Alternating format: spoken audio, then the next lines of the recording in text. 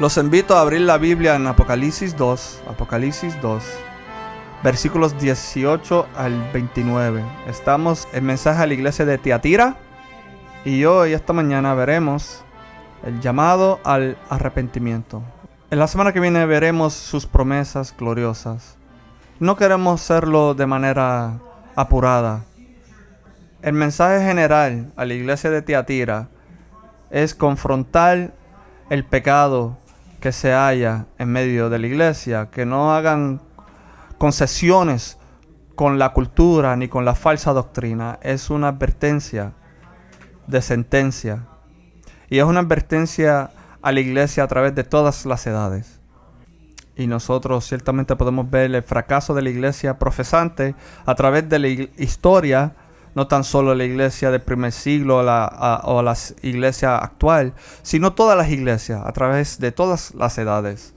Y lamentablemente nada cambiará, solamente cambiará cuando venga el Señor Jesucristo. Así que vayamos a leer el versículo 18 al 29 y luego lo veremos juntos. Versículo 18: y escribe al ángel de la iglesia en Tiatira, el Hijo de Dios, el que tiene ojos como llama de fuego y pies semejantes al bronce bruñido, dice esto: yo conozco tus obras y amor y fe y servicio y tu paciencia, y que tus obras postreras son más que las primeras.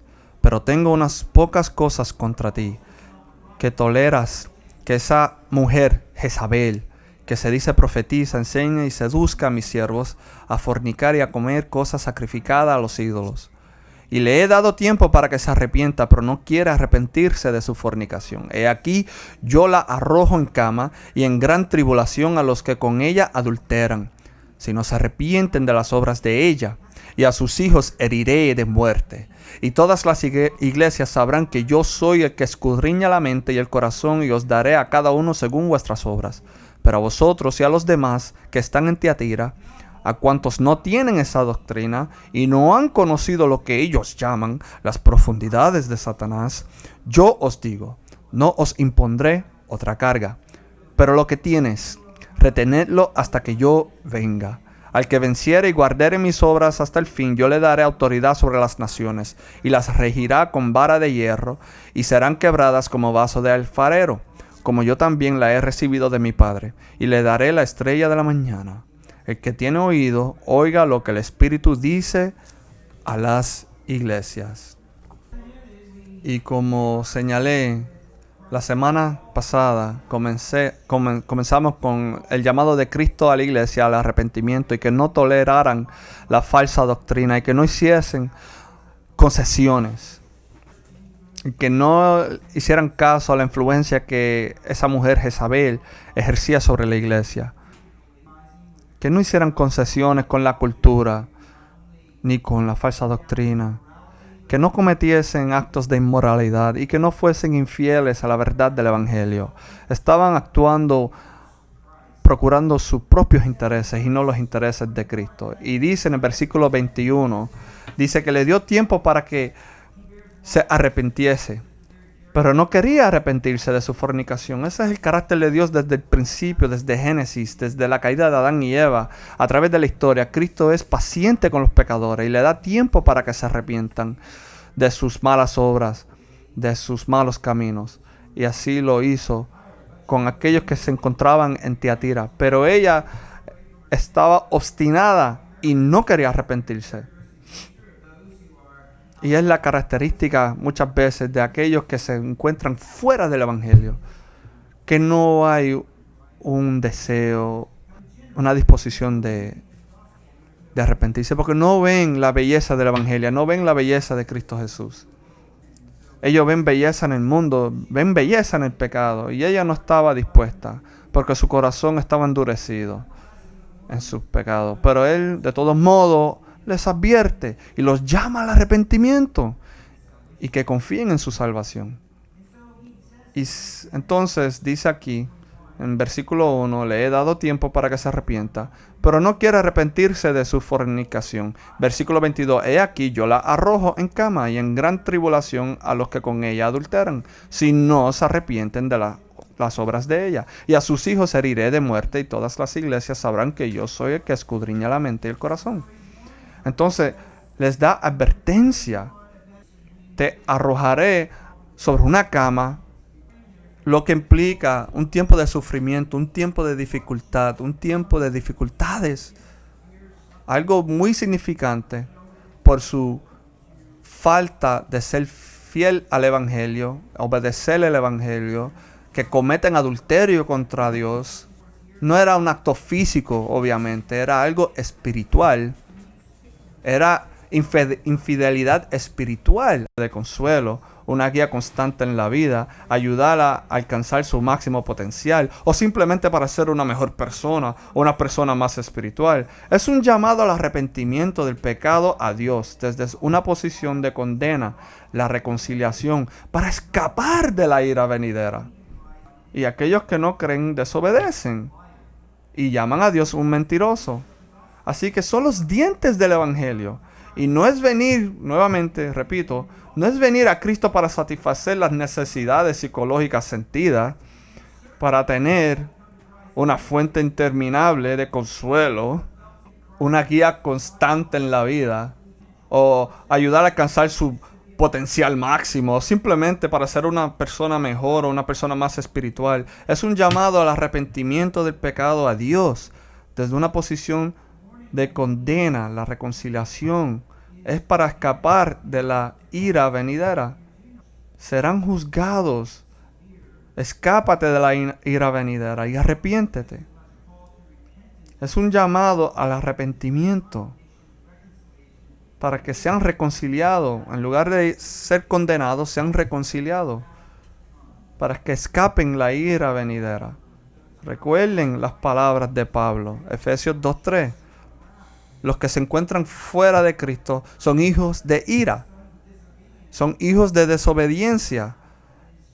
¿Y cómo escaparán de la ira venidera? Esa es la advertencia que Cristo le da a la iglesia en Tiatira. Sean creyentes o incrédulos. Y hay una muestra de alguien que es creyente, es una persona que procura seguir a Cristo. La diferencia entre un creyente y un incrédulo es el arrepentimiento. El que se arrepiente, el que le da la espalda al pecado y que no regresa y no vuelve al pecado. Como dice en el versículo 22, si no se arrepienten, heriré de muerte a sus hijos. En otras palabras, Él prefiere que se arrepientan en lugar de que reciban la ira y juicio. Y las llama aquí a sus hijos, referencia a sus hijos espirituales, producidos por falsas enseñanzas, falsos creyentes, posiblemente el mismo grupo de aquellos que cometieron adulterio con ella, o tal vez estos son un grupo diferente, distinto, que absorbió más plenamente su error, el error de Jezabel. En cualquier caso, del versículo 23, la advertencia es severa. Mataré a sus hijos con pestilencia, con muerte. Sin embargo, el término se usa en Apocalipsis 6:8, Apocalipsis 18:8 como pestilencia. Y en el pasaje, hay un pasaje paralelo que se encuentra en Ezequiel 33:27. Ezequiel 33:27. Debido a los usos posteriores, algunos ven esto como una referencia al juicio escatológico. Posible, pero esos son globales. Y aunque en última instancia incluirán a aquellos como estos, es mejor ver una primera aplicación a este grupo. No se refiere a eso necesariamente. Se refiere a un juicio que vendrá sobre aquellos que escuchen este mensaje originalmente. Pero fíjense en cuál es el propósito del juicio. Versículo 23. Es para que todas las iglesias sepan que yo soy el que escudriña la mente y el corazón. Y es para que su pueblo, su gente sepa que Él es el Señor de la iglesia y que Él va a pedir una rendición de cuentas de nuestra parte. Y Cristo está preocupado por la santidad de su iglesia. Él está íntimamente preocupado por la santidad de su iglesia. La verdadera obra del Espíritu Santo es esa. Esto está en el corazón de la necesidad de la disciplina de la iglesia. Se recuerdan de los hijos de Aarón, que ofrecieron fuego extraño, y fuego salió y los consumió.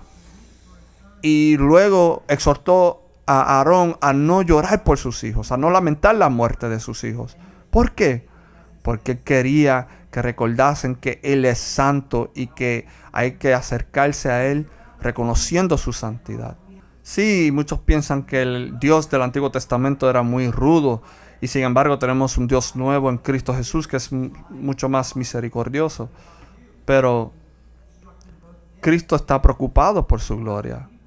La gloria de Dios en su iglesia, la iglesia contemporánea, como en muchos momentos a lo largo de su historia, no se siente cómoda con la centralidad de Dios en Dios o de Cristo en Dios. Por eso es que da muchas instrucciones a través de todo el Nuevo Testamento que la iglesia debe atender el error dentro de la iglesia, y de eso es que se trata la disciplina de la iglesia. Trata con la santidad de Dios en su iglesia, con la gloria de Dios en su iglesia, con la restauración de los hermanos ciertamente, pero sobre eso es Cristo y su gloria en la iglesia. Cristo está preocupado por su gloria en la iglesia. Él no se siente cómodo con centrarse de Dios, dentro de Dios. En última instancia, tanto la obra de salvación como el juicio de Dios, como con la creación misma, es para su gloria, es para su gloria. Así lo vemos en la naturaleza y en el universo. Él anhela que nos sintamos amados, que Él está por nosotros, no contra nosotros. Son verdades gloriosas, pero no es el propósito principal de la iglesia. El propósito principal de la iglesia es darle gloria a Dios.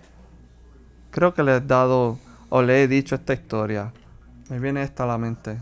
Estaba en un vuelo y estaba al lado de alguien que de cierto profesaba ser un músico cristiano. Y estábamos hablando y todo estaba bien. Y le presenté cómo centrar a Dios dentro de todas las cosas. Y él se ofendió. Se ofendió porque yo enfaticé en que Cristo y Dios fuese el centro de todas las cosas. Pero eso lo ofendió a él.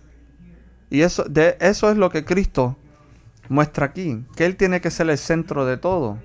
Y lo vemos en Efesios, donde dice, todo es para la alabanza de la gloria de su gracia. Para la alabanza de la gloria de su gracia. Deja darle un ejemplo de esto.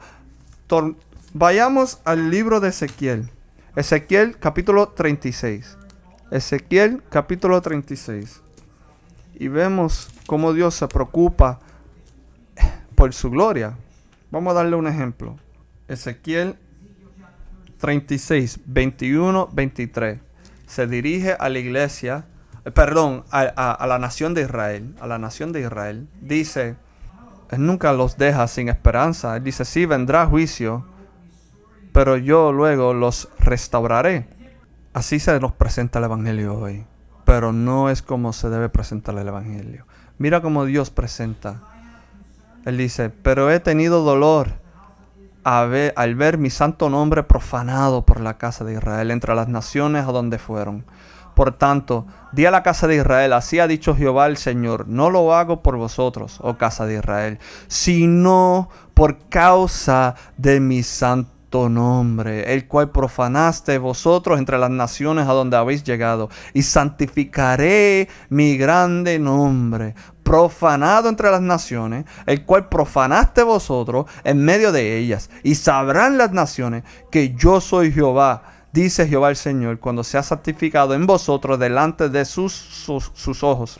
Y yo os tomaré de las naciones, y os recogeré de todas las tierras, y os traeré a vuestro país. Esparciré sobre vosotros agua limpia, y seréis limpiados de todas vuestras inmundicias, y de todos vuestros ídolos os limpiaré. Y en el versículo 31 dice, y os acordaréis de vuestros malos caminos, y de vuestras obras que no fueron buenas, y os avergonzaréis de vosotros mismos por vuestras iniquidades y por vuestras abominaciones. El punto es que Cristo y Dios se preocupa por la gloria y de su nombre, por la santidad de su nombre.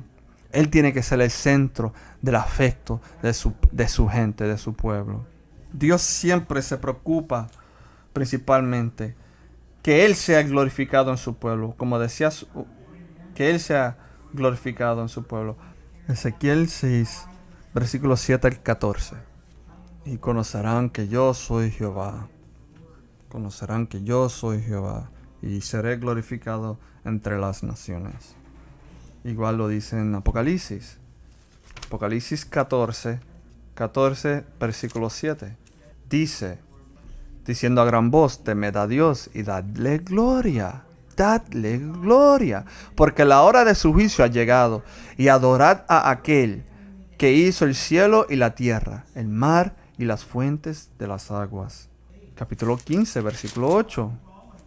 Dice, y el templo se llenó de humo por la gloria de Dios y por su poder, y nadie podía entrar en el templo hasta que se hubiese el templo se llenó de humo por la gloria de Dios y por su poder. Capítulo 16, versículo 9. Y los hombres se quemaron con gran calor y blasfemaron el nombre de Dios que tiene poder sobre estas plagas, y no se arrepintieron para darle gloria. Capítulo 19, versículo 1. Capítulo 19, versículo 1. Dice, después de esto oí una gran voz de gran multitud en el cielo que decía, aleluya, salvación y honra y gloria y poder son del Señor Dios nuestro. Y dice, ha juzgado a la gran ramera que ha corrompido a la tierra con su fornicación. El punto es que a Dios siempre le preocupa su gloria, principalmente que Él sea glorificado en su juicio, en su pueblo, que Él sea glorificado en su pueblo. Y Él quiere que todo el mundo sepa, y todas las culturas sepan que yo trataré con el pecado. Si tú no tratas con el pecado, si tú no confrontas el error, yo confrontaré el pecado, yo confrontaré el error. Y la gente sabrá que para mí esto es algo serio, que me importa mi nombre, mi gloria, y me importa mi nombre entre las naciones, y Él se preocupa por su gloria. Había una camiseta que decía, la Biblia no se trata de ti. Es cierto, la Biblia se trata de Dios. Somos parte de la historia porque hemos sido creados a su imagen. Pero es cierto que se trata de Dios. Y no solo Dios en su amor por nosotros, sino la gloria de Dios en Cristo por amarnos, moldearnos a su imagen y mostrar su gloria y santidad en la iglesia. Será difícil obtener esto en gran parte de lo que vemos lo que pasa como en el cristianismo. Sería difícil obtener esto de gran parte de lo que pasa como cristianismo hoy día. La perfección del juicio de Cristo. Es una declaración increíblemente poderosa y penetrante. El punto es que nadie escapará al juicio de Cristo, quien juzgará con perfecto conocimiento y equidad. Aquí está la aplicación, la ejecución de su conocimiento perfecto, representado en sus ojos como una llama de fuego. No hay nada que falte, nada malo, nada inexacto en su evaluación de cada persona, que es llevada a rendir cuentas ante Él. Varias observaciones importantes. Primero, que ya se dejó en claro en la visión inicial, Jesús se identifica a sí mismo como el Señor, una declaración de su naturaleza divina, su deidad completa, como Yahweh. Juan 8:58. Es una declaración del Cristo exaltado en su plena posesión de gloria infinita, eterno, omnipresencia, omnisciente, omnipotente, majestuoso en santidad. Es un reflejo de la gloria preencarnada que tuvo con el Padre antes de la fundación del mundo. Ahora, con el reflejo añadido de esa gloria a través de su humanidad como Mesías exaltado. Pueden ver mi gloria que me has dado, dice en Juan 17. El punto es, no hay escapatoria de Él. No hay escapatoria a Él. En Él vivimos, nos movemos y tenemos nuestro ser. Hechos 17. No hay escapatoria de Él. En Él vivimos, nos movemos y tenemos nuestro ser. Hechos 17. David dijo, ¿de dónde puedo huir de tu presencia? Salmo 139. Él es Dios infinito, eterno, infinito con relación al tiempo, infinito con relación al conocimiento. Es omnipresente, es omnipotente. Es el infinito Dios, quien sin lugar a dudas ejecutará sus juicios. No tan solo nos recuerda de su deidad. No hay lugar en el que Él no esté plenamente presente, plenamente consciente como Dios santo e infinito. Es interesante ver. Yo soy aquel que escudriño la mente y el corazón. Escudriño la mente y el corazón. Fíjense que no es para descubrir algo que Él no ya sabe. Es meramente para enfatizar que su relación, la relación de Él con su pueblo, es una relación personal, íntimo, real, continuo. Él activamente está escudriñando el pasado, la mente, el corazón y las intenciones de aquellos que profesan su nombre.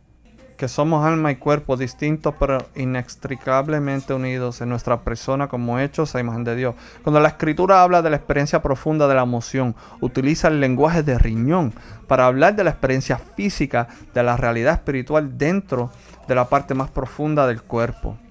Así que David habla de la profunda convicción del pecado en Salmo 32, versículos 3 al 4. Es un término comprensivo que abarca la suma de nuestro ser interior, esa parte interna de nosotros que comprende nuestros afectos, nuestros pensamientos, nuestras intenciones, nuestros deseos, quienes somos realmente.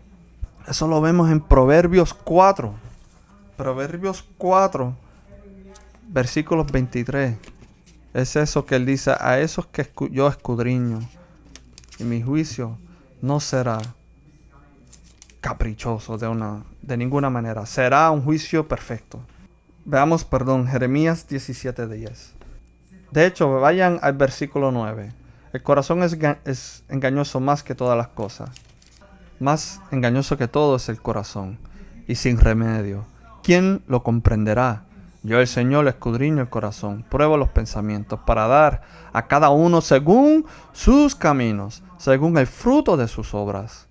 Pueden engañar a los demás, puedes engañarte a ti mismo tal vez, pero no me puedes engañar a mí, dice el Señor.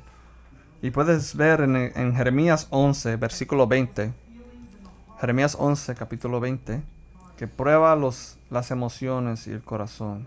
Es decir, Dios sabe, el Cristo resucitado que nos habla aquí, sabe todas las cosas. Escudriño la mente y el corazón, es omnisciente. No es tan solo es una omnisciencia solamente de observación. Su omnisciencia no es simplemente la observación, que Él ve a dónde vas o lo que haces, escucha lo que dices, sino que Él ve a través de todo lo que realmente eres, porque vas a donde vas, lo que realmente quieres, y diseñas en lo que haces y lo que dices. Es eso lo que Él sabe. Vale la pena tomar una pausa para tomar nota. Es esto que está detrás de la inspiración de la palabra de Dios. Escuchen esto, y ustedes ya están familiarizados con esto. Hebreos 4, versículo 12. Hebreos 4, versículo 12. Porque la palabra de Dios es viva, activa y más afilada que cualquier espada de dos filos, y penetrante en cuanto a la división del alma y el espíritu, tanto de las articulaciones como de la médula, y capaz de juzgar los conductos y las intenciones del corazón. Y no hay criatura oculta a su vista, sino que todas las cosas están abiertas y puestas a los ojos de aquel con quien tenemos que rendir cuentas.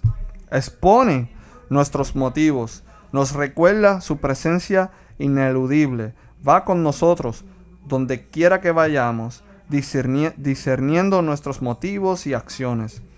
Si este no es el afecto de la palabra de Dios, de las Escrituras en tu vida, entonces es porque no hay realidad espiritual en tu profesión, en tu caminar, o simplemente no estás pasando suficiente tiempo en su palabra, en la Biblia. ¿Es esto el efecto de la palabra de Dios en tu vida? Si no, si vas a la palabra y la palabra te aburre y si escuchas algo que hay en la palabra y no asimilas, no entiendas y no expone tus motivos, pues hay dos posibilidades. Una es que no eres creyente, no has sido regenerado, no has experimentado el poder del Espíritu Santo produciendo la realidad del arrepentimiento en tu vida, y es eso una posibilidad. Por eso que te aburre, porque no tiene una conexión real, palpable para ti en tu vida. Tal vez las cosas del mundo apelan y te llaman la atención, pero la palabra de Dios no. O tal vez sea que eres creyente, pero tienes un punto de vista débil de la palabra de Dios. No ves en ella poder. Y cuando tratas con depresión reales, problemas reales, yo prefiero ir a un psicólogo en lugar de ir a la palabra de Dios. Y rechazo al Espíritu Santo, rechazo la realidad que la Biblia refleja, el pecado. O tal vez no lo rechaza, pero para ti no tiene fundación en tu vida, no pueden exhortarte, no pueden alentarte. Pero la palabra sí es suficiente para nosotros. Y no se trata de que es insuficiente, se trata de nuestra actitud y nuestra ignorancia acerca de la palabra de Dios. ¿Y cómo se aplica a nuestra vida? ¿Cuál será el resultado de su búsqueda? Justicia perfecta, justicia perfectamente justa. Este es el principio de retribución, por así decirlo, que vemos en Éxodo 21, 22 al 27. Es la idea que Dios da lo que es justo. Veamos algunos principios del estándar del juicio de Dios. Salmo 62, versículo 12 dice: y la bondad amorosa es tuya, oh Señor, porque recompensas a un hombre según su obra. Proverbios 24, 12. Si dices, mira, no sabíamos esto, ¿no considera Él quien pesa los corazones? ¿Y no sabe Él quien guarda tu alma? ¿Y no rendirá al hombre de acuerdo con su obra? Mateo 16, 27. Mateo 16, 27. Porque el Hijo del Hombre va a venir en la gloria de su Padre con sus ángeles, y entonces pagará a todo hombre según sus obras. Pagará a todo hombre según sus obras. Segunda de Corintios 5:10 dice: porque todos debemos comparecer ante el tribunal de Cristo para que cada uno pueda ser recompensado por sus obras en el cuerpo, de acuerdo con lo que haya hecho, ya sea bueno o malo. Veamos Apocalipsis nuevamente, capítulo 14, versículo 13. Y oí una voz desde los cielos que decía, Apocalipsis 14, versículo 13. También vayamos Apocalipsis 20, 12 al 13. Apocalipsis 20, 12 al 13. Recuerda todo. 12. Dice: vi a los muertos, grandes y pequeños, de pie ante Dios, y los libros fueron abiertos, y otro libro fue abierto, el cual es el libro de la vida, y fueron juzgados los muertos por las cosas que estaban escritas en los libros, según sus obras. Versículo 13. Y el mar entregó los muertos que había en él, y la muerte y el Hades entregaron los muertos que había en ellos, y fueron juzgados cada uno según sus obras. Es como Pablo dijo en Romanos: y toda boca se cerrará, y cada conciencia estará plenamente consciente de la desobediencia a Dios. No habrá excusa cuando reciban el justo juicio de Dios. Por eso que dice: yo escudriño los corazones y las mentes de todo aquello, y todos recibirán según sus obras. El juicio llega no solo a los hechos, sino a la realidad del corazón detrás del hecho, el motivo, la intención, lo que lo impulsa. Primera de Corintios 4:5 dice: el punto de esta autodesignación es el conocimiento divino de la vida real y secreta del hombre, que forma la base de un juicio infalible e imparcial. Tú no sabes lo que se halla en un corazón.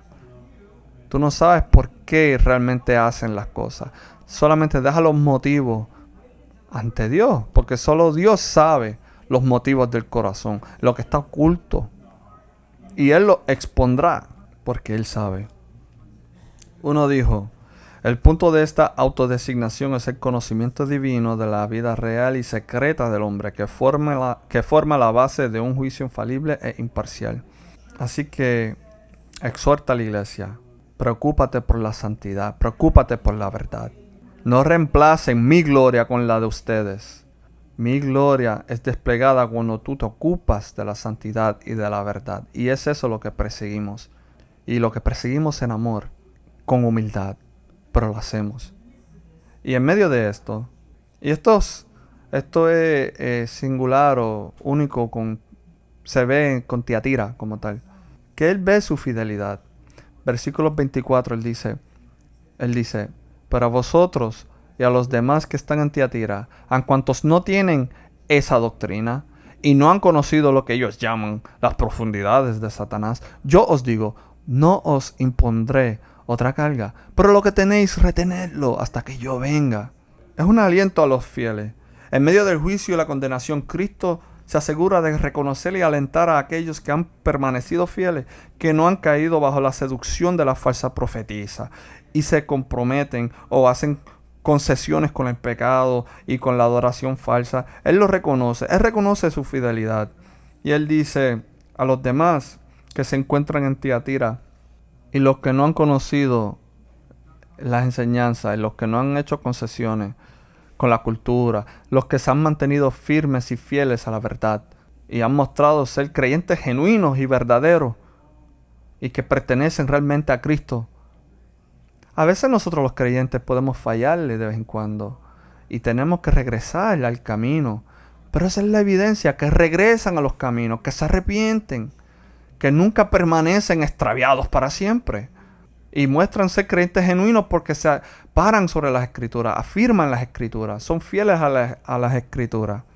Se han aferrado a la verdad y no han hecho concesiones con la santidad de Dios. No se dieron a la cultura, sino que se mantuvieron fieles a Cristo en medio de las presiones para conformarse al mundo y a la cultura. Los verdaderos creyentes se apoyan en las Escrituras y aunque algunos pueden vacilar a veces, es el corazón y la mente atados a la palabra de Dios lo que les impide permanecer demasiado lejos y nos lleva de vuelta al camino de justicia y la fidelidad.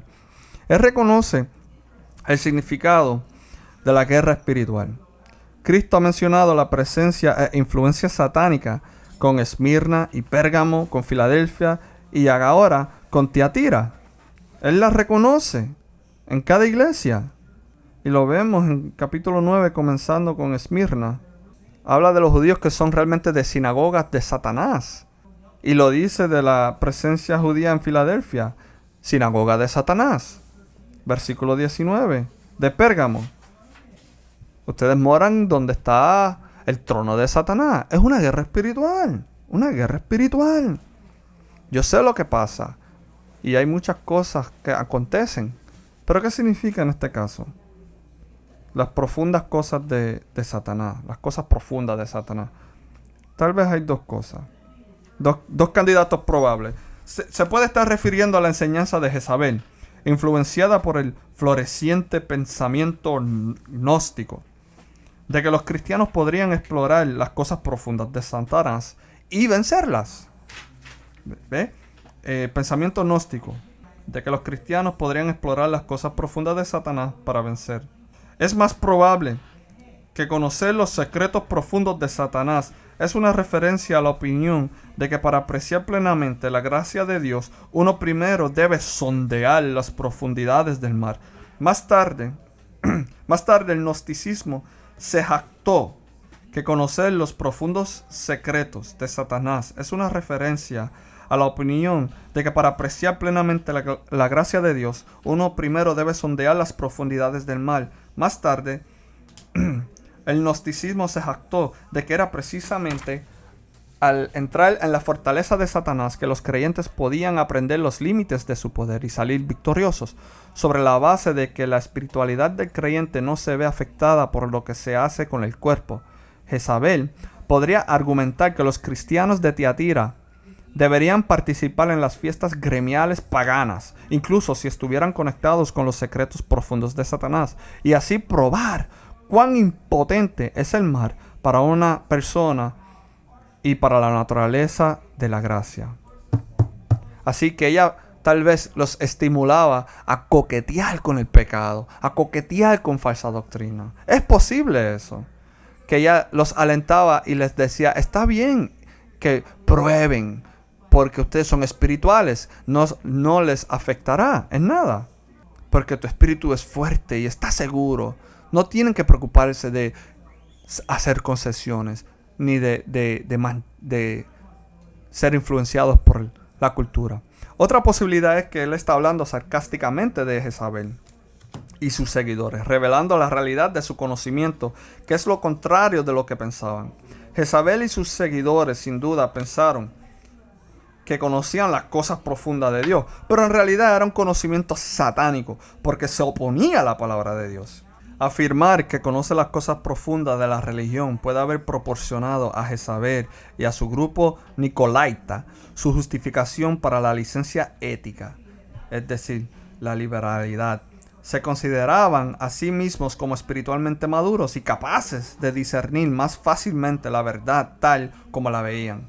Afirmar que conoce las cosas profundas de la religión puede haber proporcionado a Jezabel y a su grupo nicolaita su justificación para la licencia ética. Se consideraban a sí mismos como espiritualmente maduros y capaces de discernir más fácilmente la verdad tal como la veían. Teniendo en cuenta su mención de la sinagoga de Satanás y la improbable perspectiva de que tal afirmación se declara abiertamente, o si ciertamente lo fue en este momento, lo más probable es que la segunda sea, que era sarcástico.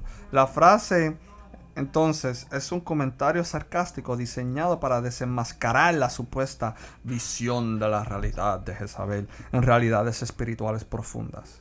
Esta es la afirmación de cualquier espiritualidad o misticismo, cualquier cosa que pretenda ir más allá o en el segundo significado más profundo de los misterios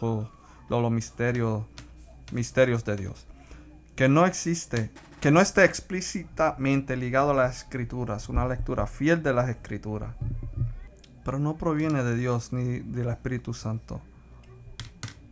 Es útil hacer un breve aparte aquí, y eso es, una vez más, notar la realidad espiritual de nuestra guerra. De hecho, esta batalla espiritual que en el corazón de la situación del hombre se establece al comienzo de las escrituras. Pondré enemistad entre tu simiente y su simiente. Estos son dos pueblos espirituales, de Satanás y bajo su gobierno, de Dios y bajo su gobierno, y partícipes de su salvación. Nunca pensamos realmente de la realidad de la guerra espiritual. Y no siempre aplicamos ese conocimiento de la guerra espiritual al aplicarla a la cultura nuestra y a nuestro alrededor. Es una guerra espiritual. Cuando realmente pensamos que no discernimos al ver las noticias de la prensa, con todas las ideologías que existen allá afuera, ellos no son neutrales. Esto proviene del hombre y tiene una fuente espiritual. Y la fuente espiritual detrás de todo eso que está operando en el mundo es Satanás. Porque él le dijo a la simiente, ¿qué dijo en Génesis? Pondré enemistad entre tu simiente y su simiente. Hay una enemistad entre dos pueblos, entre dos realidades espirituales. Esos que están bajo Satanás y esos que están bajo el gobierno de Dios. Y aquellos que han experimentado la redención de Dios. Entonces, de eso que hablaba Pablo. ¿Cómo no nos conformamos a este mundo y aplicamos eso? ¿Cómo? Es difícil, realmente. Vivimos en una cultura secular, una cultura antisobrenatural y en general en bajo un marco evolutivo. La idea de que la realidad espiritual está relegada a las supersticiones de una humanidad ignorante y arcaica, vieja, antes de los avances de la ciencia. Pues ellos dicen, son ignorantes, son supersticiones antiguas y arcaicas. El cientificismo o la exaltación de la ciencia es una religión secular. La exaltación de la ciencia es una religión secular y el fundamento de una comprensión materialista del universo. Que la materia es todo lo que hay y todo lo que es. De hecho, es esto precisamente lo que Satanás quiere. Él es quien creó y dirigió tal punto de vista. Una definición popular del filósofo cristiano J.P. Moreland, él dijo esto: el cientificismo es la visión de que las ciencias duras, como la química, la biología, la física, la astronomía, proporcionan el único conocimiento genuino de la realidad. Luego, más tarde, señala, a medida que las ideas que constituyen el cientificismo se han vuelto más generalizadas en nuestra cultura, el mundo occidental se ha vuelto cada vez más secular y los centros de poder de la cultura, las universidades, la industria de los medios de comunicación y el entretenimiento, la Corte Suprema, etc., han llegado inconscientemente a considerar la religión como una superstición privada. La realidad es que nuestra lucha no es contra la carne ni la sangre, sino contra los principados, los poderes, disminuyendo las fuerzas mundiales de esta oscuridad, disminuyendo las fuerzas espirituales de la maldad en los lugares celestiales. Porque no tenemos lucha contra sangre y carne, sino contra principados, contra potestades, contra los gobernadores de las tinieblas de este siglo, contra huestes espirituales de maldad en las regiones celestes. Al confrontarlo, tanto los recursos como las armas de nuestra guerra son espirituales y están en la palabra de Dios. Somos empoderados por el Espíritu de Dios y alentados por el pueblo de Dios, fiel de Dios, que también ama a Cristo. Tercero, Él muestra gentileza en sus requisitos. ¿Qué es esta carga que Él habla? ¿De qué es la carga de que Él habla? Podría ser una referencia a la voluntad del Señor expresada en el concilio de Jerusalén. En Hechos 15, 28 al 29, habían legalistas que le querían exigir a los creyentes ser circuncidados, observar la ley. Eran creyentes judaizantes. Pero luego Pedro dice que no tienen que observar la ley, porque estamos afirmados en la gracia de Cristo. Y luego hay una discusión, y luego Hechos 15, 28 al 29. 28 al 29 dice, porque ha parecido bien al Espíritu Santo, no a nosotros, pero al Espíritu Santo y a nosotros, no imponernos ninguna carga más que estas cosas necesarias, que os abstengáis de los sacrificados a ídolos, de sangre, de ahogado y de fornicación, de las cuales cosas si os guardaréis, bien haréis, pasadlo bien. El tema del concilio de Jerusalén era cómo los gentiles debían vivir pacíficamente con las comunidades judías y a la luz del error de los judaizantes. Aquí el problema de evitar las concesiones con la falsa enseñanza que está diseñada para aliviar las cargas y las consecuencias de seguir a Cristo.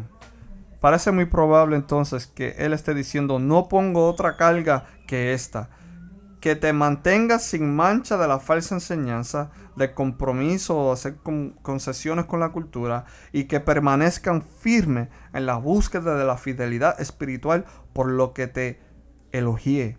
Versículo 19. Es tal vez eso lo que Él está diciendo, que te mantengas fiel. Y lo vemos en el versículo 25.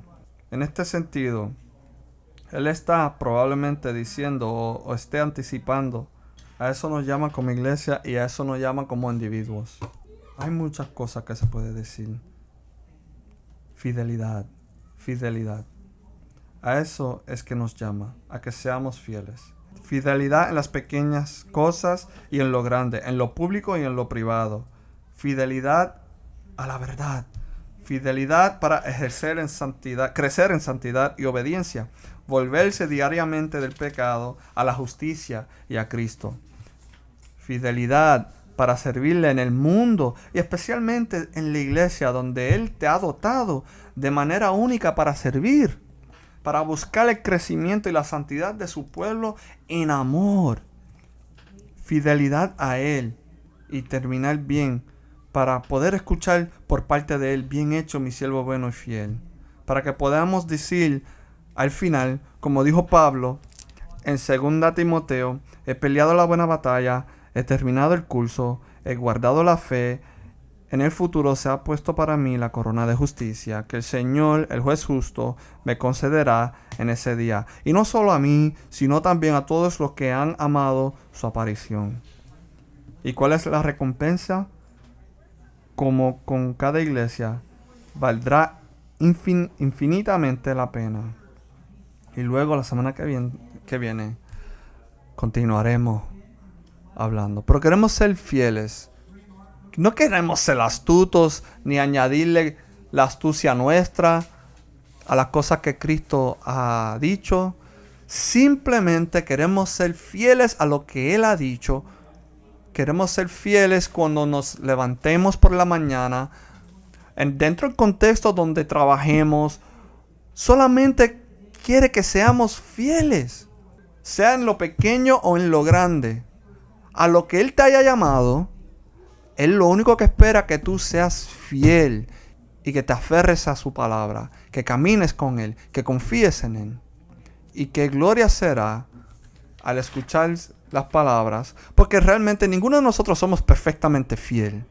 Pero qué lindo será escuchar cuando Él nos diga: bien hecho, mi siervo bueno y fiel.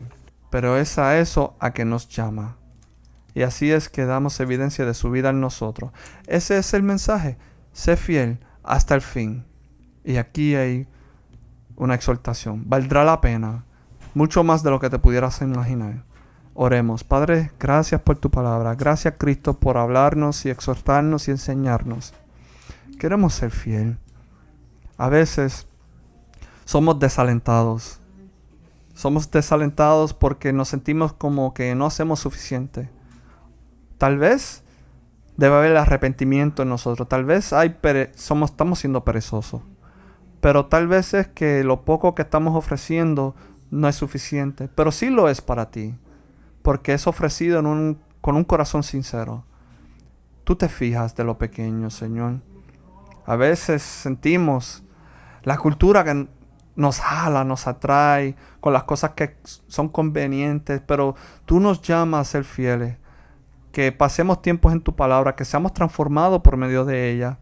Transformados en lo que es bueno, lo que es santo. Ayúdanos a ser fieles en lo pequeño, en lo poco. Ayúdanos a ser fieles a ti ahora, creciendo en santidad, para que cuando nos llame a cosas mayores estemos listos y no caigamos y ni tropecemos, porque estamos listos, confiando en nuestro Señor, caminando juntos a Él. Que seamos fieles como aquellos que se encontraban en Tiatira, que no hicieron concesiones ni siguieron las enseñanzas de Jezabel. No importando lo que tal vez le pueda costar, sea con sus finanzas, sea con lo que sea, vale la pena ser fiel a ti, porque te amamos. Que podamos seguir ese ejemplo. Y Señor, si hay algunos aquí que no te conozcan, te pedimos que tú te reveles y te muestres a ellos como aquel que es bueno, justo y glorioso y santo. Que podamos descansar en que no hay condenación para aquellos que se hallan en ti. Es en tu nombre que oramos. Amén.